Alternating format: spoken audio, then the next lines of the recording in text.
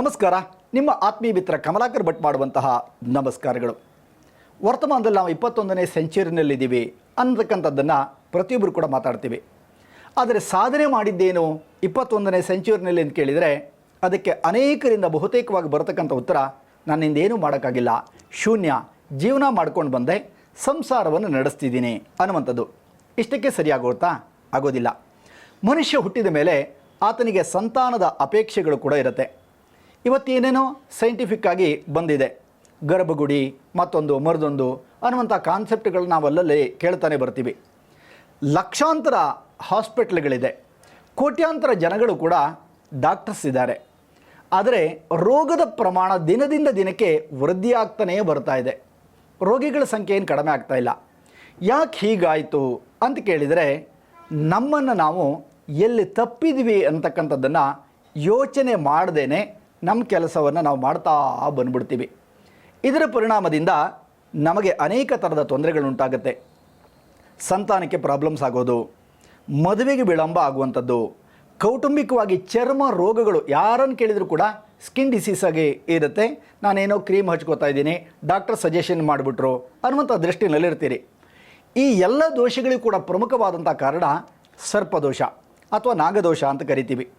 ಸುಬ್ರಹ್ಮಣ್ಯಕ್ಕೆ ಹೋದೆ, ಅದ್ಯಾವುದೋ ಕ್ಷೇತ್ರಕ್ಕೆ ಹೋದೆ, ಪೂಜೆ ಮಾಡಿಸ್ಕೊಂಡು ಬಂದೆ, ಆದರೂ ಕೂಡ ಕಡಿಮೆ ಆಗಿಲ್ಲ ಅಂತ. ಕೆಲವರಿಗೆ ಮೆಡಿಸಿನನ್ನು ಕೊಡುವುದನ್ನೇ ನಾವು ಯೋಚನೆ ಮಾಡೋದಾದರೆ, ಕೆಲವರಿಗೆ ಕೆಲವು ರೋಗ ಇರುತ್ತೆ ಅಂತ ಇಟ್ಕೊಳ್ಳೋಣ, ಟ್ಯಾಬ್ಲೆಟ್ನಲ್ಲಿ ಕ್ಯೂರ್ ಆಗಿಬಿಡುತ್ತೆ. ಇನ್ನು ಕೆಲವರಿಗೆ ಟ್ಯಾಬ್ಲೆಟ್ನಲ್ಲಿ ಕ್ಯೂರ್ ಆಗಲ್ಲ ಅಂತ ಹೇಳಿ ಡಾಕ್ಟ್ರಿಗೆ ಗೊತ್ತಾಗದಾಗ ಡಾಕ್ಟ್ರ್ ಏನು ಮಾಡ್ತಾರೆ, ಒಂದು ಇಂಜೆಕ್ಷನ್ ಕೊಡ್ತೀನಪ್ಪ ಅಂತ ಹೇಳ್ತಾರೆ. ಇಂಜೆಕ್ಷನಲ್ಲೂ ಕೂಡ ನಿಮಗೆ ಕ್ಯೂರ್ ಆಗದೇ ಇದ್ದಾಗ, ಇಲ್ಲ ನೀನು ಯಾವುದೋ ಸ್ಕ್ಯಾನ್ ಮಾಡ್ಕೊಬರ್ಬೇಕು, ಸರ್ಜರಿ ಮಾಡಬೇಕಾಗ್ಬೋದು ಅನ್ನುವಂಥ ದೃಷ್ಟಿನಲ್ಲೂ ಕೂಡ ಹೇಳ್ತಾರೆ. ಅದಕ್ಕೆ ಹೇಳೋದು, ಯಾವ ಪರಿಹಾರವನ್ನು ಯಾವುದಕ್ಕೆ ಮಾಡ್ಕೋಬೇಕು ಅಂತಕ್ಕಂಥ ಆಲೋಚನೆಗಳು ನಿಮಗಿಲ್ದಾಗಿದ್ದಾಗ ಫೇಲ್ಯೂರ್ ಆಗ್ತಾ ಬರ್ತೀವಿ ನಾವು. ಹಾಗಿದ್ದರೆ ನಿಮ್ಮ ಬದುಕಿನಲ್ಲಿ ನಿಮಗೆ ಸರ್ಪದೋಷಗಳು ಅನೇಕ ಕಾರಣಗಳಿಂದ ಬರ್ತವೆ. ರಸ್ತೆಯಲ್ಲಿ ನಾವು ಹೋಗ್ತಾ ಇರ್ತೀವಿ, ಹಾವುಗಳು ಈ ರೀತಿಯಾಗಿ ಏಣಿ ಆಟವನ್ನು ಆಡ್ತಾ ಇರ್ತಾವಲ್ವ, ಅದನ್ನು ನೋಡಬಾರ್ದು ಅಂತ ನಮ್ಮ ಹಿರಿಯರು ಹೇಳ್ತಾ ಇದ್ದರು. ನಮಗೆ ಹಾಗಿಲ್ಲ, ಇವತ್ತು ವಿಡಿಯೋ ಇದೆಯಲ್ವ ನಮಗೆ, ಆ ಕಾರಣಕ್ಕಾಗಿ ವಿಡಿಯೋ ಮಾಡ್ತಾ ಬರ್ತೀವಿ. ತಕ್ಷಣದಲ್ಲೇ ಬಂತು ನಿಮಗೆ ಸರ್ಪದೋಷ ಅಥವಾ ಸರ್ಪಶಾಪ. ಇದರಿಂದ ಕೂಡ ನಿಮ್ಮ ಕುಟುಂಬಕ್ಕೆ, ನಿಮ್ಮ ಸಂಸಾರಕ್ಕೆ ತೊಂದರೆಗಳು ಉಂಟಾಗತ್ತೆ. ರಸ್ತೆಯಲ್ಲಿ ನಮ್ಮ ಪಾಡಿಗೆ ನಾವು ಹೋಗ್ತಾ ಇರ್ತೀವಿ, ಅದರ ಪಾಡಿಗೆ ಅದು ಕೂಡ ಹೋಗ್ತಾ ಇರುತ್ತೆ, ನಾಗರ ಹಾವುಗಳು ಅಥವಾ ಯಾವುದೋ ರೀತಿಯಂಥ ಹಾವುಗಳು. ನಿಮಗೆ ಗೊತ್ತಿದ್ದೋ ಗೊತ್ತಿಲ್ಲದೆಯೋ ನೀವೇನು ಮಾಡ್ತೀರಿ, ನಿಮ್ಮ ವೆಹಿಕಲ್ಸನ್ನು ಅದರ ಮೇಲೆ ಹಚ್ಚಿಬಿಡ್ತೀರಿ, ಸತ್ತೋಗುತ್ತೆ. ಸರ್ಪ ಯಾವತ್ತೂ ಕೂಡ ಅಷ್ಟೇ, ಒಂದು ಕೊಂಡಿ ಆಗಿರ್ತವೆ.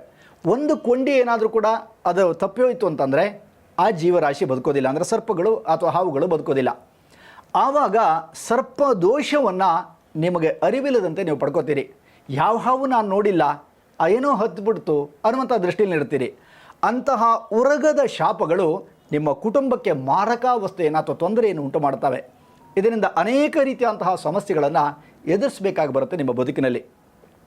ಇನ್ನು ಕೆಲವು ಸಂದರ್ಭದಲ್ಲಿ ಯಾವುದೋ ಒಂದು ಕಟ್ಟೆ ಮೇಲೋ ಅಂಗಡಿಗಳ ಮುಂಭಾಗದಲ್ಲೋ ಕುಳಿತುಕೊಳ್ಳುವಂಥದ್ದು ಸಹಜವಾದಂಥ ಸಂಘಜೀವಿಯಾದಂಥ ಮನುಷ್ಯನ ಒಂದು ವ್ಯವಸ್ಥೆ. ನಾವೆಲ್ಲರೂ ಕೂಡ ಎಲ್ಲೋ ಅಂಗಡಿನಲ್ಲಿ ಸೇರ್ಕೋತೀವಿ, ಟೀ ಕುಡಿತೀವಿ, ಕಾಫಿ ಕುಡಿತೀವಿ, ಅಥವಾ ಬೇರೆ ಯಾವುದೋ ರೀತಿಯಂಥ ಹವ್ಯಾಸಕ್ಕೆ ಸೇರ್ತೀವಿ. ಆವಾಗ ಒಬ್ಬ ಕತೆ ಹೇಳ್ತಾನೆ, ಅಣ್ಣ ನಾನು ನಿನ್ನೆ ನಮ್ಮ ಮನೆಗೆ ಹತ್ರ ಒಂದು ಎಂಥ ದೊಡ್ಡ ಹಾವು ಬಂದಿತ್ತು ಗೊತ್ತಾ, ಒಂದು ಬಿಟ್ಟೆ ನೋಡು ಸತ್ತೋಯ್ತು ಹಾವು ಅನ್ನುವಂಥ ಮಾತನಾಡ್ತಾನೆ. ಸರ್ಪ ವಧೆಯನ್ನು ಮಾಡಿದಂಥ ವ್ಯಕ್ತಿಗೆ ಯಾವ ಪರಿಣಾಮದ ಶಾಪ ಬರುತ್ತಲ್ಲ, ಹೊಡೆದ್ನಲ್ಲ ಅವನಿಗಂತೂ ಬಂತು, ಅವನಿಗೆ ತಕ್ಷಣದಲ್ಲೇ ಬಂದಿದೆ ಶಾಪ, ಅಥವಾ ಸರ್ಪದೋಷಕ್ಕೆ ಬಲಿಯಾಗಿದ್ದಾನೆ.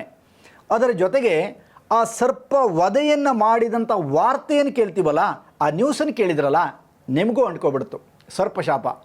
ಈ ಪರಿಣಾಮಗಳಿಂದ ಅನೇಕ ಥರದ ತೊಂದರೆಗಳು ಉಂಟಾಗ್ತವೆ.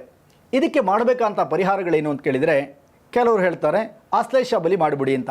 ಹಾಗಲ್ಲ, ಸರ್ಪ ಶಾಂತಿ ಎಂತಿದೆ, ಆ ಸರ್ಪಾದಿ ಶಾಂತಿಯನ್ನು ಸರಿಯಾದಂಥ ಸರ್ಪ ಮಂತ್ರಗಳಿಂದ ಅದನ್ನು ಪಠನ ಮಾಡಬೇಕು. ನಮೋಸ್ತು ಸರ್ಪೇಭ್ಯೋ ಏಕೇಚ ಪ್ರತಿಭೀಮರೋ ಏ ಅಂತರಿಕ್ಷೇ ದೇವತೆಭ್ಯ ಸರ್ಪೇಭ್ಯೋ ನಮಃ. ಇದು ವೇದ ಮಂತ್ರಗಳು. ಇಂತಹ ಅನೇಕ ಮಂತ್ರಗಳಿದ್ದಾವೆ. ಈ ಮಂತ್ರಗಳಿಂದ ಸರ್ಪದ ಆಕೃತಿಯನ್ನು ರಂಗವಲ್ಲಿಯಿಂದ ಬರೆದು, ಅಂದರೆ ಯಂತ್ರವನ್ನು ಬರೆದು ತಂತ್ರವನ್ನು ಮಾಡಿ ಮಂತ್ರವನ್ನು ಪಠಿಸಿ ಸರ್ಪಕ್ಕೆ ಅದರ ಪರಿವಾರವನ್ನು ಸೇರಿಸ್ತಕ್ಕಂಥ ಪ್ರಕ್ರಿಯೆಗಳನ್ನು ಮಾಡಬೇಕು. ಮೊಟ್ಟೆಗಳಿರ್ತವೆ, ಸರ್ಪದ ಮೊಟ್ಟೆ. ಆ ಸರ್ಪದ ಆಕೃತಿಯನ್ನು, ಬೆಳ್ಳಿಯಿಂದ ಮಾಡಿರ್ತಕ್ಕಂಥ ಸರ್ಪದ ಆಕೃತಿಯನ್ನು ಇಟ್ಕೋಬೇಕು. ಈ ಪರಿವಾರ ಸಮೇತವಾಗಿರತಕ್ಕಂತಹ ಸರ್ಪಾಕೃತಿಯನ್ನು ನಾಗ ಶಾಂತಿಯನ್ನು ಮಾಡಿರ್ತಕ್ಕಂಥ ಈ ವಿಶೇಷವಾದಂಥ ಸರ್ಪ ಪರಿವಾರವನ್ನು ನಿಮ್ಮ ಮನೆಯ ದೇವ್ರ ಭಾಗದಲ್ಲಿ ಈಶಾನ್ಯ ಮೂಲೆಯಲ್ಲಿ ಇಡತಕ್ಕಂಥ ಪ್ರಕ್ರಿಯೆಗಳನ್ನು ನೀವು ಮಾಡಿದಿರಿ ಅಂತಾದರೆ ನಿಮಗಿರತಕ್ಕಂಥ ಸರ್ಪಾದಿ ಶಾಪಗಳು ದೂರ ಆಗ್ತವೆ.